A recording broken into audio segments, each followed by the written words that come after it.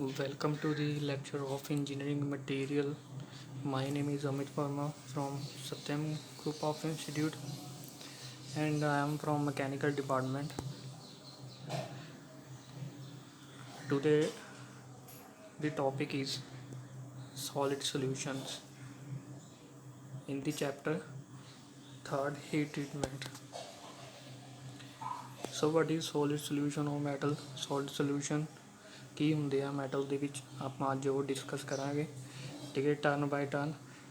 ਸੋ solid solution ਕੀ ਹੁੰਦੇ ਆ?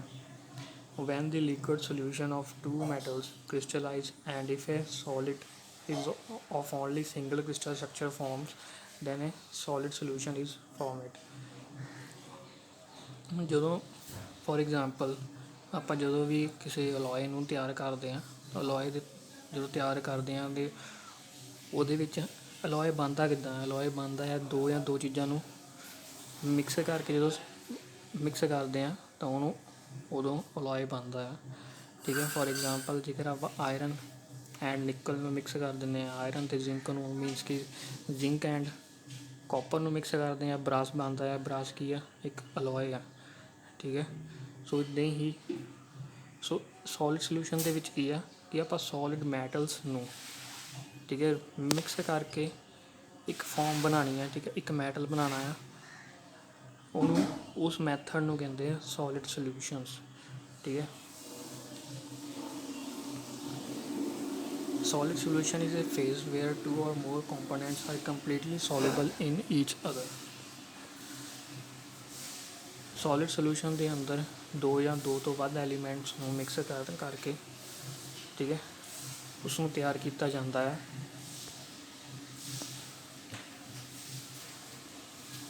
ਫੋਰ ਐਗਜ਼ਾਮਪਲ ਮੈਂ ਬਰਾਸ ਦੀ ਵੀ ਐਗਜ਼ਾਮਪਲ ਦਿੱਤੀ ਸੀ ਤੁਹਾਨੂੰ ਕਿ ਬਰਾਸ ਦੇ ਵਿੱਚ ਕਾਪਰ ਐਂਡ ਜ਼ਿੰਕ ਨੂੰ ਆਪਸ 'ਚ ਮਿਕਸ ਕਰਕੇ ਇੱਕ ਅਲੋਏ ਤਿਆਰ ਕੀਤਾ ਜਾਂਦਾ ਹੈ। ਸੋ ਦੋ ਚੀਜ਼ਾਂ ਨੂੰ ਦੋ ਸੋਲਿਡਸ ਨੂੰ ਮਿਕਸ ਕਰਨ ਦਾ ਜਿਹੜਾ ਤਰੀਕਾ ਆ ਉਹ ਕਿਹੜਾ ਆ? ਵਿਦ ਦੀ ਹੈਲਪ ਆਫ ਆਪਾਂ ਉਹਨੂੰ ਹੀਟ ਵੀ ਕਰਕੇ ਕਰ ਸਕਦੇ ਹਾਂ। With the help of recrystallization method ਦੇ ਦੁਆਰਾ ਉਹਨੂੰ ਤਿਆਰ ਕੀਤਾ ਜਾਂਦਾ।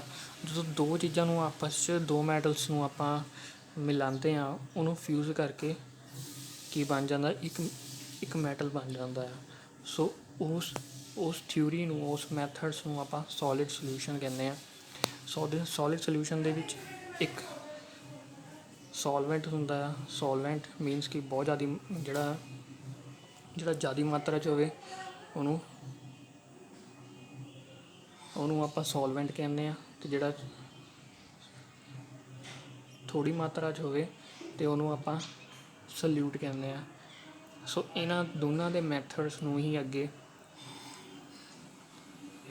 ਆਪਾਂ ਜਦੋਂ ਲੈ ਕੇ ਜਾਂਦੇ ਹਾਂ ਤਾਂ ਉਦੋਂ ਸੋਲਿਡ ਸੋਲਿਊਸ਼ਨ ਦੋ ਟਾਈਪਸ ਦੇ ਅੰਦਰ ਡਿਵਾਈਡਸ ਹੋ ਜਾਂਦਾ। ਇੱਕ ਬਣ ਜਾਂਦਾ ਸਬਸਟੀਟਿਊਸ਼ਨ ਸੋਲਿਡ ਸੋਲਿਊਸ਼ਨ, ਇੱਕ ਇੰਟਰਸਟੀਸ਼ੀਅਲ ਸੋਲਿਡ ਸੋਲਿਊਸ਼ਨ ਠੀਕ ਹੈ। Types of solid solution first ਹੈ ਸਬਸਟੀਟਿਊਸ਼ਨਲ ਸੋਲਿਡ ਸੋਲਿਊਸ਼ਨ।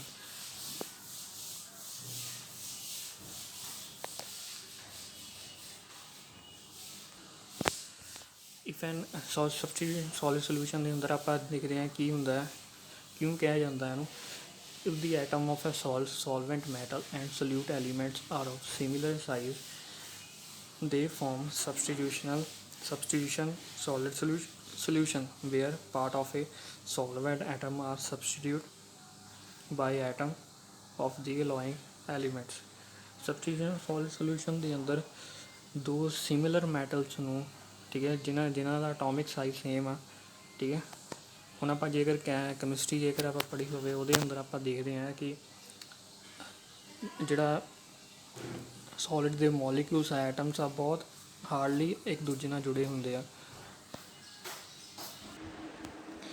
ਆਪਾਂ ਪਿਛਲੇ ਚੈਪਟਰ 'ਚ ਆਪਾਂ ਯੂਨਿਟ ਸੈੱਲ ਕ੍ਰਿਸਟਲਾਈਨ ਸਟਰਕਚਰ ਦੇ ਬਾਰੇ ਗੱਲ ਕੀਤੀ ਸੀਗੀ। ਉਹਦੇ ਅੰਦਰ ਆਪਾਂ ਦੇਖਿਆ ਸੀ ਜਦੋਂ ਵੀ ਆਪਾਂ for example substitution solid solution ਦਾ ਸਮਝਾਉਣ ਦਾ ਮੇਨ ਇੱਕ ਤਰੀਕਾ ਆ ਕਿ ਜਦੋਂ ਫੋਰ ਐਗਜ਼ਾਮਪਲ ਇੱਕ ਐਟਮ ਹੈਗਾ ਆ ਠੀਕ ਹੈ। ਫੋਰ ਐਗਜ਼ਾਮਪਲ ਆਪਾਂ ਬਰਾਸ ਦੀ ਹੀ ਲੈ ਲੈਂਦੇ ਹਾਂ। ਇੱਕ ਹੈਗਾ ਆਪਣੇ ਕੋਲ ਜ਼ਿੰਕ ਦਾ ਐਟਮ ਠੀਕ ਹੈ, ਇੱਕ ਹੈਗਾ ਆਪਣੇ ਕੋਲ ਕਾਪਰ ਦਾ। ਦੋਨਾਂ ਦਾ ਜੇਕਰ ਅਟੋਮਿਕ ਸਾਈਜ਼ ਦੇਖੀਏ ਤਾਂ ਦੋਨਾਂ ਦਾ ਅਟੋਮਿਕ ਸਾਈਜ਼ ਸੇਮ ਹੁੰਦਾ ਹੈ। ਹੁਣ ਇਹਦੇ ਵਿੱਚ ਕੀ ਆ ਸੋਲਵੈਂਟ ਮੀਨਸ ਕਿ ਜਿਹੜੇ ਕਾਪਰ ਦੀ ਆਪਣੇ ਕੋਲ ਕੰਸਿਸਟੈਂਸੀ ਆ ਉਹ ਜ਼ਿੰਕ ਦੇ ਮੁਕਾਬਲੇ ਜ਼ਿਆਦਾ ਆ, ਸੋ ਉਹਨੂੰ ਸੋਲਵੈਂਟ ਮੈਟਲ ਆ। ਅਤੇ ਜ਼ਿੰਕ ਦੀ ਆਪਣੇ ਕੋਲ ਕੰਸਿਸਟੈਂਸੀ ਬਹੁਤ ਘੱਟ ਆ ਅਤੇ ਉਹਨੂੰ ਆਪਾਂ ਸਲਿਊਟ ਐਟਮ ਲਿਆ। ਸੋ ਇਹਦੇ ਵਿੱਚ ਜਦੋਂ ਇਹਨਾਂ ਦੋਨਾਂ ਨੂੰ ਫਿਊਜ਼ ਕਰਾਂਗੇ ਤਾਂ ਕੀ ਹੋਊਗਾ, ਜਿਹੜਾ ਜ਼ਿੰਕ ਐਟਮ ਆ, ਜਿਹੜਾ ਬਲੂ ਕਲਰ ਦਾ ਆਪਾਂ ਨੂੰ ਨਜ਼ਰ ਆ ਰਿਹਾ, ਉਹ ਗ੍ਰੀਨ ਦੀ ਜਗ੍ਹਾ ਲੈ ਕੇ ਬੈਠ ਜਾਊਗਾ। ਠੀਕ ਹੈ। ਸੋ ਜਿਹੜਾ ਐਟਮ ਆ ਕਾਪਰ ਐਟਮਸ ਨੂੰ ਇੱਥੋਂ ਹਟਾ ਕੇ ਉਹਨੇ ਕਿਹਦੀ ਜਗ੍ਹਾ ਲੈ ਲਈ, ਜ਼ਿੰਕ ਨੇ ਕਾਪਰ ਦੀ ਹੀ ਜਗ੍ਹਾ ਲੈ ਲਈ। ਠੀਕ ਹੈ। ਸੋ ਇਸ ਤਰ੍ਹਾਂ ਕੀ ਆ, ਦੋਨੋਂ ਮੈਟਲਸ ਆਪਸ 'ਚ ਫਿਊਜ਼ ਹੋ ਜਾਂਦੇ ਆ ਇੱਕ ਦੂਸਰੇ ਦੀ ਜਗ੍ਹਾ ਨੂੰ ਲੈ ਕੇ। ਠੀਕ ਹੈ। ਸੋ ਇਹ ਹੁੰਦਾ ਹੈ substitutional solid solution. So next ਦੇਖਦੇ ਹਾਂ, ਤੁਹਾਨੂੰ ਇਹ ਤੋਂ ਜ਼ਿਆਦਾ ਸਮਝ ਆਏਗੀ ਕਿ ਸਬਸਟੀਟਿਊਸ਼ਨਲ ਵਿੱਚ ਅਤੇ ਇੰਟਰਸਟੀਸ਼ੀਅਲ ਵਿੱਚ ਕੀ ਡਿਫਰੈਂਸ ਆ। if the atom of the alloying elements are considerably smaller than the atom of a matrix metal, interstitial solid solutions form where the matrix solution atoms are located in the space between large solvent matter. So interstitial solid solution ਦੀ ਤੁਹਾਨੂੰ ਮੈਂ diagram ਦੇ ਦੁਆਰਾ ਹੀ ਸਮਝਾਊਂਗਾ। ਸੋ ਇਹਦੇ ਅੰਦਰ ਹੁੰਦਾ ਕੀ ਹੈ, for example ਦੋ ਬੰਦੇ ਬੈਠੇ ਆ। ਠੀਕ ਹੈ। ਆਪਸ ਇੱਕ ਵਿੱਚ ਦੇ ਦੋ ਪਰਸਨ ਬੈਠੇ ਆ, ਇੱਕ ਛੋਟਾ ਪਰਸਨ ਆ ਕੇ ਉਹਦੇ ਨਾਲ ਬਿਟਵੀਨ ਬਹਿ ਜਾਂਦਾ ਆ। ਸੋ ਉਸ ਨੂੰ ਹੀ ਆਪਾਂ ਇੰਟਰਸਟੀਸ਼ੀਅਲ ਸੋਲਿਡ ਸੋਲਿਊਸ਼ਨ ਕਹਿੰਦੇ ਆ। ਸੋ ਆਪਾਂ ਜੇਕਰ ਲਈਏ ਦੋ ਐਟਮਸ ਨੂੰ ਲਈਏ ਜਿਨ੍ਹਾਂ ਦਾ ਅਟੋਮਿਕ ਸਾਈਜ਼ ਡਿਫਰੈਂਟ ਆ, ਦੋ ਐਲੀਮੈਂਟਸ ਨੂੰ ਆਪਾਂ ਮਿਕਸ ਕਰਨ ਜਾ ਰਹੇ ਹਾਂ। ਠੀਕ ਹੈ। ਅਤੇ ਦੋਨਾਂ ਐਟਮਸ ਦਾ ਇੱਕ ਦਾ ਸਾਈਜ਼ ਜ਼ਿਆਦਾ ਹੈ ਅਤੇ ਇੱਕ ਦਾ ਬਹੁਤ ਛੋਟਾ, ਤਾਂ ਕੀ ਹੋਵੇਗਾ, ਹੁਣ ਜਦੋਂ ਐਟਮਸ ਆਪਸ 'ਚ ਕੰਬਾਈਨ ਹੁੰਦੇ ਆ ਅਤੇ ਉਹਦੇ ਅੰਦਰ ਕੀ ਹੈ, ਇੱਕ ਵਾਈਡ ਖਾਲੀ ਜਗ੍ਹਾ ਬਚ ਜਾਂਦੀ ਹੈ। ਠੀਕ ਹੈ। ਸੋ ਇਸ ਜਗ੍ਹਾ ਨੂੰ ਆਪਾਂ ਕੀ ਕਹਿੰਦੇ ਹਾਂ, ਇਸ ਜਗ੍ਹਾ ਨੂੰ ਆਪਾਂ ਕੀ ਕਹਿੰਦੇ ਹਾਂ, ਵਾਈਡ। ਠੀਕ ਹੈ। ਮਤਲਬ ਕਿ ਖਾਲੀ ਸਪੇਸ ਬਚ ਜਾਂਦੀ ਆ, ਤਾਂ ਉਹਦੇ ਅੰਦਰ ਕੀ ਹੁੰਦਾ ਆ, ਜਿਹੜਾ ਸਲਿਊਟ ਐਟਮਸ ਹੁੰਦਾ ਆ ਅਤੇ ਉਹ ਉਸ ਦੀ ਜਗ੍ਹਾ 'ਤੇ ਖਾਲੀ ਜਗ੍ਹਾ 'ਤੇ ਜਾ ਕੇ ਬੈਠ ਜਾਂਦਾ ਆ। ਸੋ ਉਹ ਹੁੰਦਾ ਆ, ਇਸ ਚੀਜ਼ ਨੂੰ ਕੀ ਕਹਿੰਦੇ ਆ, ਇੰਟਰਸਟੀਸ਼ੀਅਲ ਸੋਲਿਡ ਸੋਲਿਊਸ਼ਨ। ਸੋ ਸਬਸਟੀਟਿਊਸ਼ਨ ਸੋਲਿਡ ਸੋਲਿਊਸ਼ਨ ਦੇ ਵਿੱਚ ਕੀ ਹੁੰਦਾ ਆ,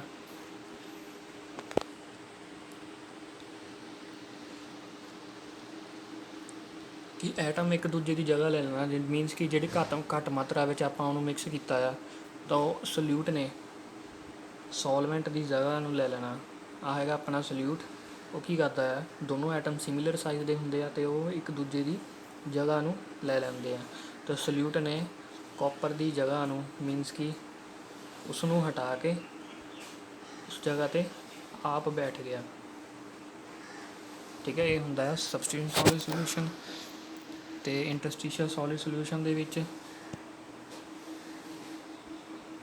ਜਿਹੜੀ ਖਾਲੀ ਜਗ੍ਹਾ ਬਚ ਜਾਂਦੀ ਆ ਐਟਮਸ ਦੇ ਵਿੱਚ, ਉਸ ਜਗ੍ਹਾ ਨੂੰ ਕੌਣ ਭਾਲਦਾ, ਸੋਲਿਊਟ। ਇੰਟਰਸਟੀਸ਼ੀਅਲ ਦੇ ਮਾਮਲੇ ਵਿੱਚ ਕਿਉਂਕਿ ਇੱਕ ਐਟਮ ਦਾ ਸਾਈਜ਼ ਬਹੁਤ ਵੱਡਾ ਹੁੰਦਾ, ਇੱਕ ਐਟਮ ਦਾ ਸਾਈਜ਼ ਬਹੁਤ ਛੋਟਾ ਹੁੰਦਾ। ਸੋ ਉਹਦੇ ਕਾਰਨ ਕੀ ਹੁੰਦਾ, ਜਿਹੜਾ ਛੋਟਾ ਸਾਈਜ਼ ਦਾ ਐਟਮ ਹੁੰਦਾ ਆ ਉਹ ਵਾਈਡ ਮੀਨਸ ਕਿ ਖਾਲੀ ਜਗ੍ਹਾ ਗੇਨ ਕਰ ਲੈਂਦਾ ਹੈ। ਠੀਕ ਹੈ। ਸੋ ਇਹ ਹੁੰਦੇ ਆ ਆਪਣੇ ਸੋਲਿਡ ਸੋਲਿਊਸ਼ਨ। ਦੋ ਚੀਜ਼ਾਂ ਨੂੰ ਜਦੋਂ ਮਿਕਸ ਕੀਤਾ ਜਾਂਦਾ ਹੈ, ਠੀਕ ਹੈ, with the help of recrystallisation and heating method, ਤਾਂ ਉਸ ਨੂੰ ਕੀ ਕਹਿੰਦੇ, ਸੋਲਿਡ ਸੋਲਿਊਸ਼ਨ।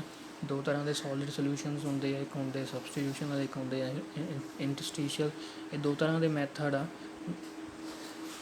ਸੋਲਿਡ ਸੋਲਿਊਸ਼ਨ ਦੇ। ਦੋ ਐਲੀਮੈਂਟਸ ਜਾਂ ਦੋ ਤੋਂ ਜ਼ਿਆਦਾ ਐਲੀਮੈਂਟਸ ਨੂੰ ਮਿਕਸ ਕਰਨ ਦੇ ਦੋ ਤਰੀਕੇ ਆ। ਠੀਕ ਹੈ। ਸੋ ਇਹ ਸੀ ਅੱਜ ਦਾ ਆਪਣਾ ਟੋਪਿਕ, ਸਿੰਪਲ ਜਿਹਾ ਟੋਪਿਕ ਹੈ। ਜੇਕਰ ਕੋਈ ਵੀ ਡਾਊਟਸ ਹੋਵੇ ਤੁਹਾਨੂੰ, ਤਾਂ ਤੁਸੀਂ ਮੈਨੂੰ ਕਾਲ ਕਰਕੇ ਹੀ ਪੁੱਛ ਸਕਦੇ ਹੋ।